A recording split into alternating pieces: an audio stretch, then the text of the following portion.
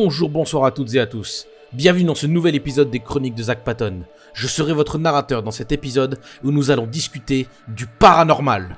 Nous avons précédemment parlé de la science-fiction et de plein de théories scientifiques. Mais il existe des phénomènes qui défient toute logique imposée par la science. Le paranormal se définit principalement par des événements ou phénomènes inexplicables par les expériences du commun des mortels ou la science à proprement parler. On peut lister notamment la perception extrasensorielle comme la télépathie, le spiritualisme, les pseudosciences ou encore la chasse aux fantômes, la cryptozoologie et l'ufologie.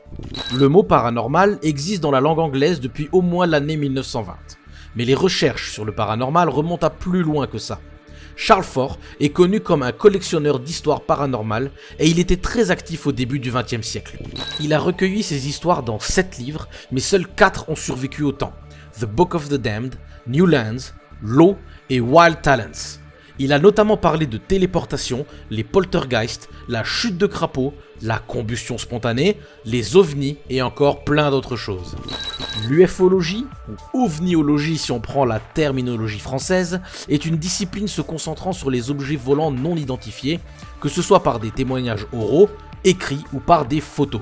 Naturellement, nous pouvons lier l'ufologie de manière très intime à la science-fiction. On parle d'une origine du concept dans les romans, les bandes dessinées et les feuilletons d'époque.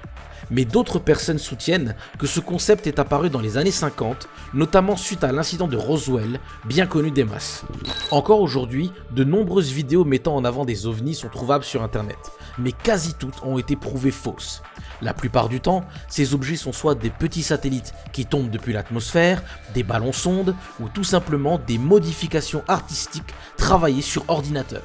La cryptozoologie est une étude ou recherche populaire concentrée sur l'existence improuvable d'animaux ou créatures humanoïdes. Le terme utilisé pour les désigner est cryptide, mis en place par Bernard Heuvelmans. Une liste non exhaustive de cryptides comprend notamment Bigfoot, le Chupacabra, le Yeti, le Mégaconda, le monstre du Loch Ness, ou encore Olgoy Korkoy, ou encore Mokele Mbembe, Emelantuka, oh putain les noms, Attention à ne pas confondre avec les canulars, comme la sirène des Fidji ou les Homo Orcus. Du côté français, nous avons la bête du Gévaudan. Finalement, nous pouvons parler de la pseudoscience, qui est en fait une discipline en opposition totale à la science. La pseudoscience cherche généralement à dénoncer la tromperie autour de certaines connaissances en utilisant un langage et des axiomes scientifiques, mais sans respecter les principes fondamentaux des véritables sciences en question. L'expression peut être remontée jusqu'en 1796, quand James Petit Andrew désignait l'alchimie comme une fantastique pseudoscience. James Ready, en 1864, s'amusait à remettre en question l'anthropologie. Il est dit que si une discipline scientifique n'est pas enseignée à l'université et n'a pas de publication à comité de lecture, alors il s'agit d'une pseudoscience. C'est un critère externe se basant sur des opinions personnelles. Disons que ce n'est pas vraiment un critère que j'aime prendre en compte, et de toute manière il est très rarement utilisé de nos jours. En termes de critères internes, nous pouvons parler de l'absence de vérification empirique des hypothèses proposées, l'impossibilité de réfuter les hypothèses soumises, les conclusions hâtives face aux résultats, ou la remise en cause abusive d'acquis scientifiques. Et ce sont souvent ces critères qui déterminent les pseudosciences. Les erreurs de calcul, l'utilisation de sophismes pour appuyer les conclusions. Bon, je vais pas rentrer dans les détails des stratégies aidant à paraître scientifiques, car bon, on va rapidement rentrer dans l'illégal, comme le détournement de titres universitaires ou la manipulation de la presse par exemple. Passons plutôt à l'utilisation du concept du paranormal dans la fiction. Naturellement, vous entendez le mot paranormal, vous pensez à la série de films Paranormal Activity. Le premier film de la franchise est devenu culte de par son mode de tournage, le côté amateur et le peu de budget utilisé pour des effets plutôt réussis. Bon, par contre, les suites sont devenues bien ridicules avec le temps. Bien évidemment, comment parler du paranormal et ne pas citer Supernatural, qui va bientôt se terminer après 15 saisons épiques.